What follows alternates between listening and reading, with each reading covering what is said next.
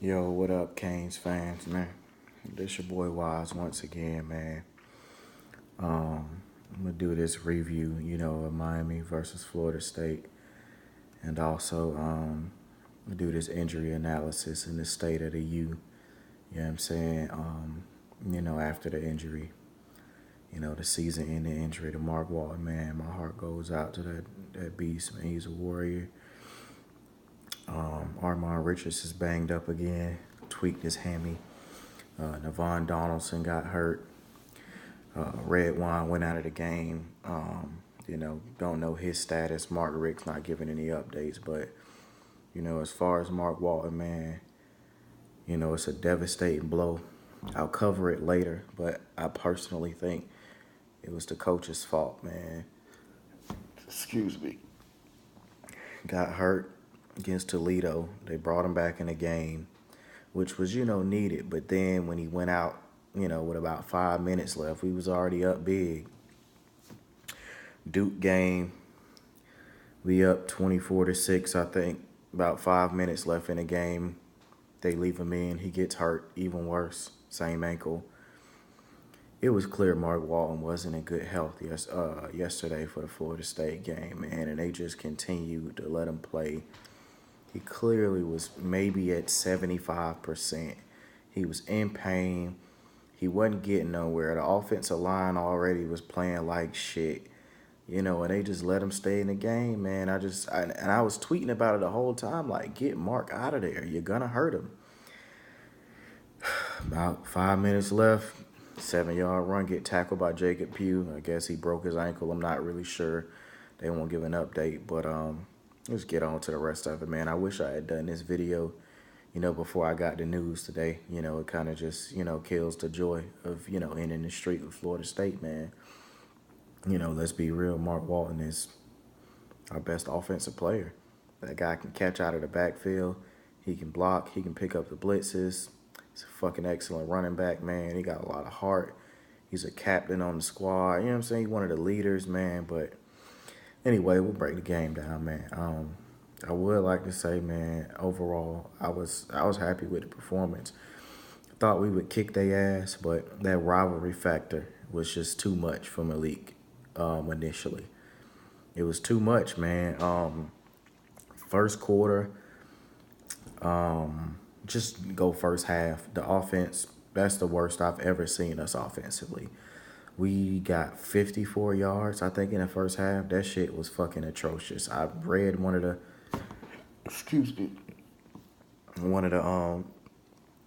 articles, for like after the game, and the writer said it was fucking atrocious. I thought that was funny. That shit was bad, man. Part of it, I think, I had to do with the play calling. Just me. Shout out to the defense in the first half. They played they fucking ass off, man. To be honest, man, that game could have got out of control real quick. The offense just kept putting the defense back on the field, back on the field, back on the field. And the whole time I'm like, the D ain't going to be able to hold up. They getting put out there in too many plays, you know what I'm saying?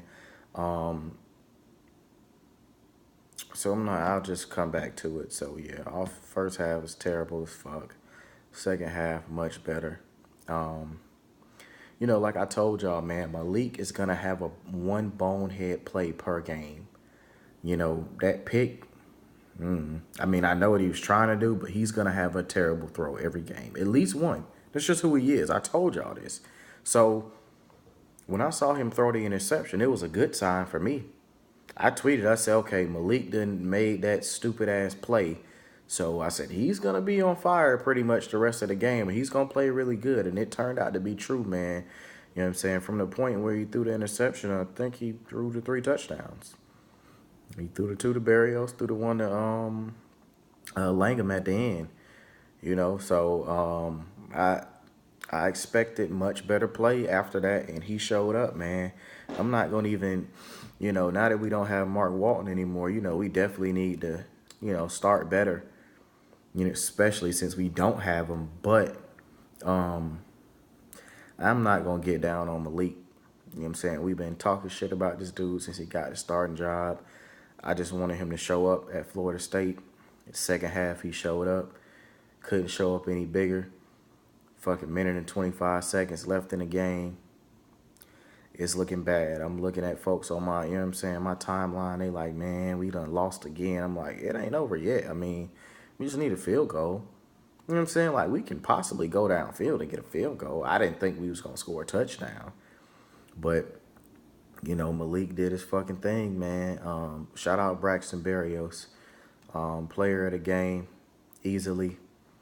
You know what I'm saying? Him and Malik, you know, they can share player of the game, man. Them dudes played they fucking heart out. But, you know, Berrios is, excuse me, he causing his draft stock to rise like crazy.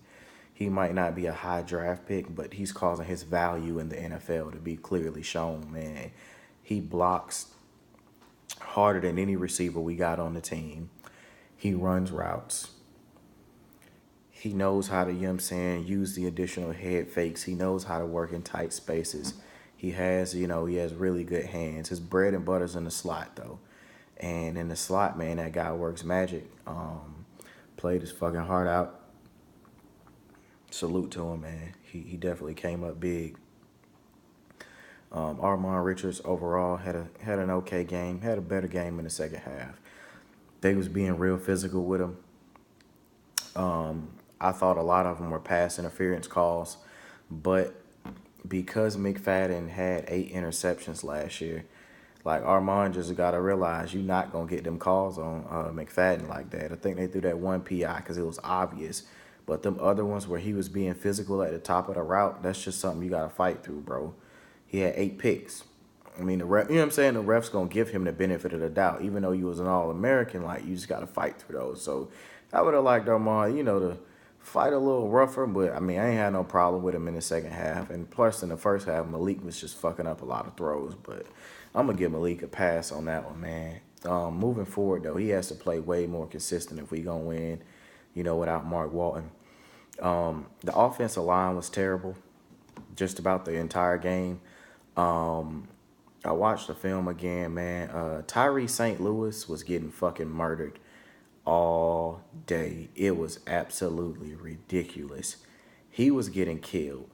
They're going to have to do something about that. I know the rest of these D-lines we played not going to be as talented as Florida State's, you know, front seven, because their defense was good. But Tyree St. Louis was getting murdered all day. Like, I couldn't believe how bad he was getting beat. And I guess they didn't even consider trying to put somebody else in the game. He might as well have not even been over there on most of those plays. You know, go back and watch the film. Tyree St. Louis was getting killed the whole game at tackle. I mean, it was just overwhelmingly bad, man. Chris Herndon made some huge catches in the fourth quarter. We definitely have to utilize the tight ends more, man, now that Mark Walton's out. Sidebar, don't put Cager at receiver again, and I do mean that. Please stop putting that man out there. That's just not that's not him. Like, Malik thinks because he's big, he's gonna go up and get it. That may be true, you know, in short spaces, but stop splitting him wide out. If you're gonna use him in that trip tight end set I said. It just doesn't work, man. I see too many incompletions trying to go to Cager, and Malik's thinking, oh, he's big and tall, and he's just missing the throws. And then some of them, like I saw a 5'10" DB break up a jump ball between him and Cager. Taylor for Florida State broke up a jump ball with them. You know, like, you got to come down with those. You got 6-7 inches on this dude. Shout out Langham. That throw was great. The catch was great. He beat McFadden, their best DB. He might have been slightly short. I'm not really sure. But, you know, we won the game, man. It's a hard-fought rivalry game. Lived up to it. Game should have been in prime time. I told y'all records didn't matter before the game, man. This, you know, Miami, Florida State. Fuck that records. I didn't talk stats in my previous video. Not really talking stats now because they just got after it, man. I would like to say that the linebackers, in my opinion, played terrible. They were terrible, specifically McLeod. I saw McLeod miss at least 8 tackles, and I'm not. Go back and watch the tape. There was so many times that he was like trying to big hit Cam Akers and Patrick. He was just bouncing off of him. McLeod missed at least 8 tackles. He was one of the main reasons why they had most of those breakout runs. You know what I'm saying? But just overall, man, Quarterman and Pinckney, they're too aggressive. They're too aggressive. They both try to shoot the hole. They both trying to, you know what I'm saying, shoot the gaps at the same time. And when they get caught on a lineman, they're not fighting off these blocks. So McLeod doesn't, like, he's never in place. Pay attention. Whenever they run to his side, he's usually not in place to make the play if the running back bounces out because there's no gap control. You know, that was why a lot of the big runs came because Pinckney and Quarterman trying to be so aggressive and get in there and then get stuck, and then the running back is bouncing it out. And if they bounce it to McLeod's side, you just call that you just like he played terrible to me.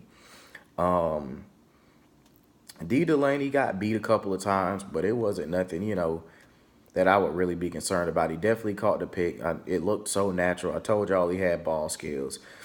Michael Jackson had that atrocious penalty that gave them the field goal, but I guess he redeemed himself, when he caught the interception. Johnson had 12 tackles. He made a lot of stops. I think a lot of it was due to breakdowns on the defense. Redwine was low-key. He got ran the fuck over on the sideline. That shit was bad. He was low-key getting fucked up the whole game, but he didn't have any breakdowns on the back end. When he went out, Robert Knowles gave up that first touchdown for sure. That second touchdown, where him and D. Delaney was kind of arguing at the end, I'm not convinced that was Robert Knowles' fault because if you pay attention, Pinckney was actually in man coverage.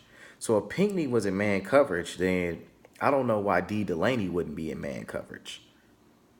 That's just me. I don't know what kind of schemes Diaz be trying to run, but if Pinckney's in man coverage, though, I would think D. Delaney should have been in man coverage on the receiver that ended up running downfield, catching a touchdown. Now, I don't know where Knowles was supposed to be, but I doubt D. Delaney was supposed to be in the flats like that. That's just me, just paying attention to the way the coverages and everything go. But all in all, we won the game, man. I'm not even as concerned with the secondary and stuff as I was. I think, that those guys will grow and they'll make plays. I think they definitely will get beat from time to time, man. But Diaz, we didn't have as many bad alignment issues. Granted, Florida State didn't try to spread us out like that either.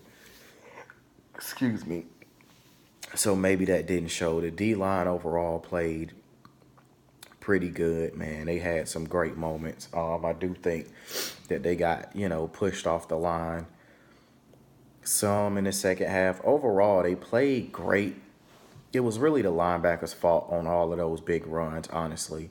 So, the D-line got after it, man. Update on this running back situation. So, as far as, Walton's out.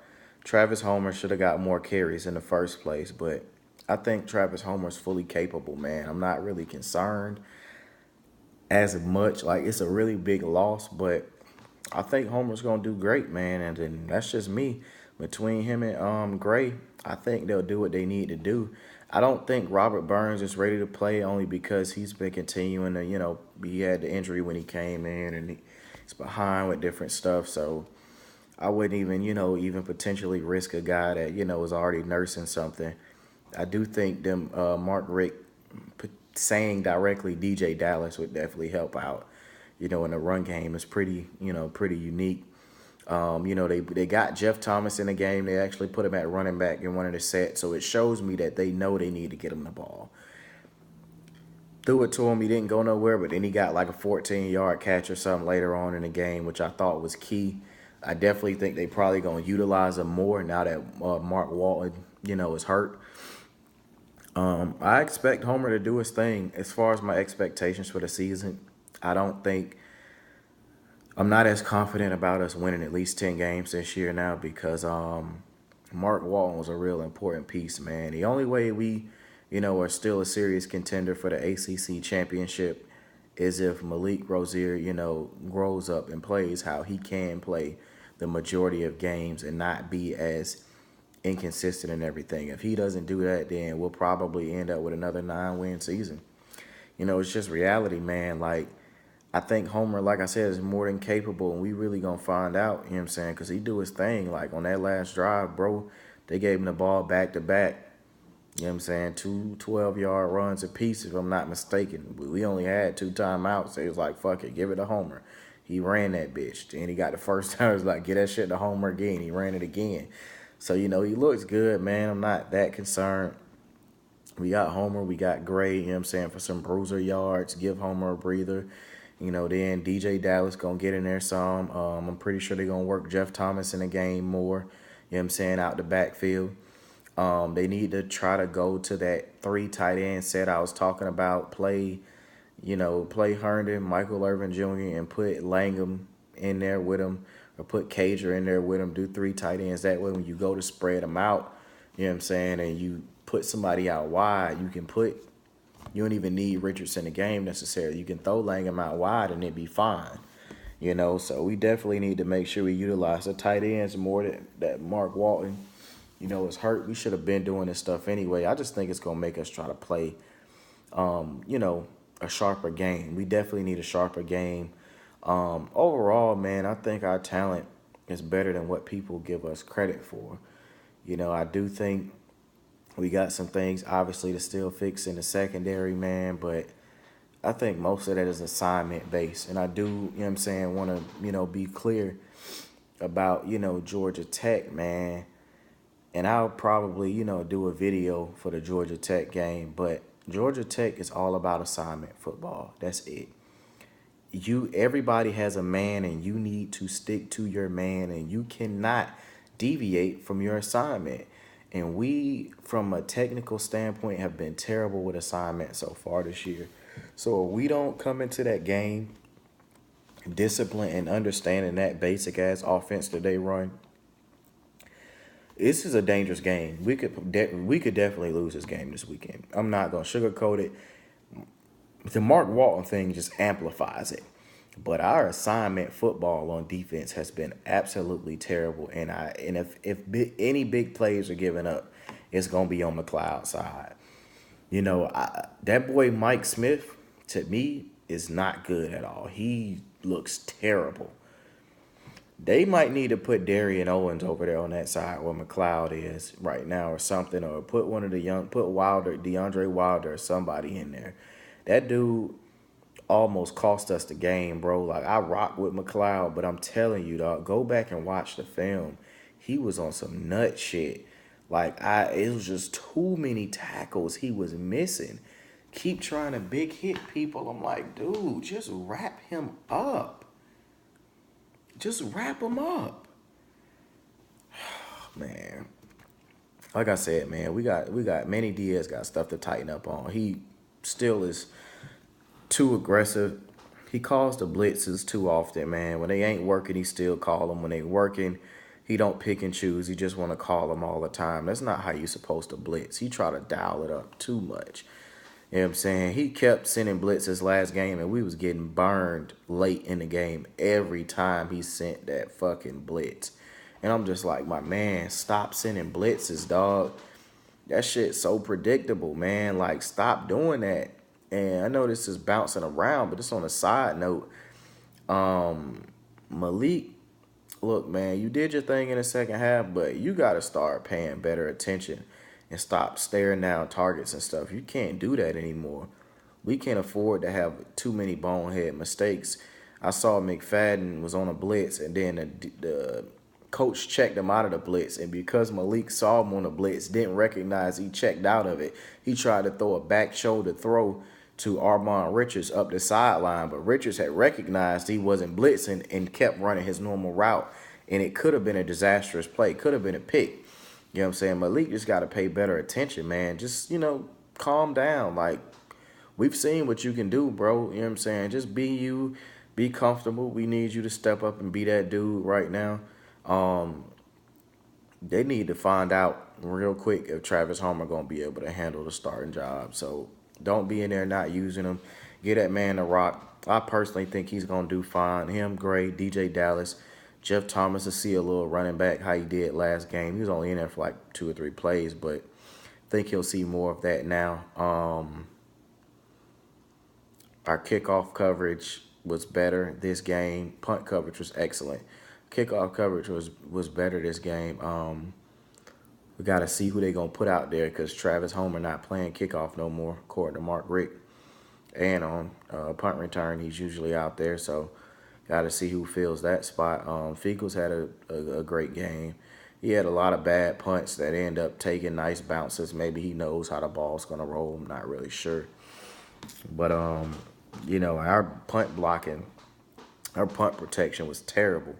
I saw 3-4 times we punted. You know what I'm saying? Chris Herndon he was trying to get people aligned. They didn't even know where to go.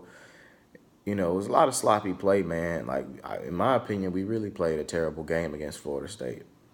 But I think that just kind of showed us that we're superior to them talent-wise now because our best player was ineffective. We played shitty the first half on offense. We didn't play that well. Overall, we played a really bad game, and we was able to come out with a win. I'll take it any way we can. Turnover chain came out twice. Turnover chain me. I get too hyped when that shit happened, man. I hope Armand should be fine. Treatment, he'll be fine. I don't know about Navon Donaldson, but I do think Tyree St. Louis needs to be benched. I'm telling y'all, he's going to cause us a fucking game. It's just he was getting whipped by, I saw at least 4 different Florida State linemen beat him badly. Something got to give, man. I think we do assignment football, we'll beat Georgia Tech. I think it's pretty simple. We tackle well, keep our assignments, we'll beat them guys. If we don't, we're going to have a lot of upset fans. I'm just being real. We're going to have a lot of upset people, man. Hopefully Manny Diaz get these boys right. A lot of shit we can correct on defense. First half was great for the most part. Just can't stay on the field that long, man. Malik, you can't have them boys tired like that. Malik Young, I want to point out, I don't think he gave up a catch all game. I don't know if they just wasn't trying to throw on him or what, but I don't really recall anybody making any catches on him.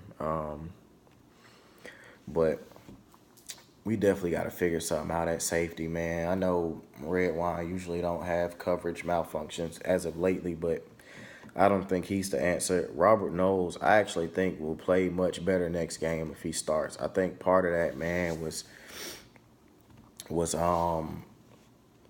miscommunication, just being real. Like, excuse me. Manny Diaz need to make this defense as simple as possible for these guys.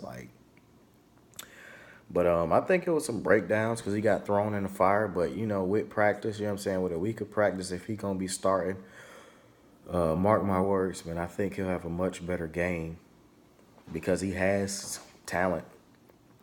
He has talent to play back there, man.